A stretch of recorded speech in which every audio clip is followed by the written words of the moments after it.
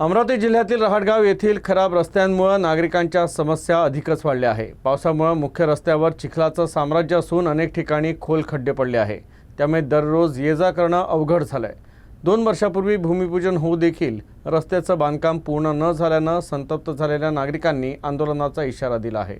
अमरावती शहराजवळ असलेल्या रहाटगाव इथं पावसाच्या पाण्यानं मुख्य रस्ता अक्षरशः चिखलमय झालाय।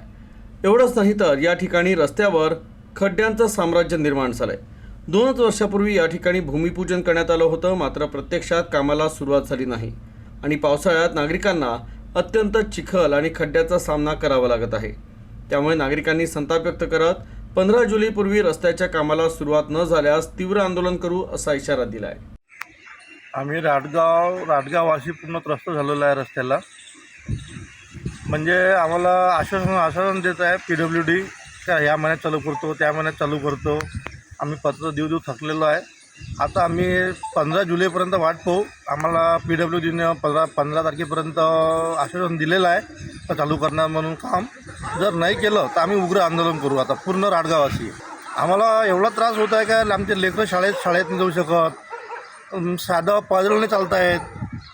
पूर्ण किचड झालेलं आहे रस्त्यानं, पूर्ण पाणी साचून झालं, पूर्ण अपघात वगैरे होत आहे।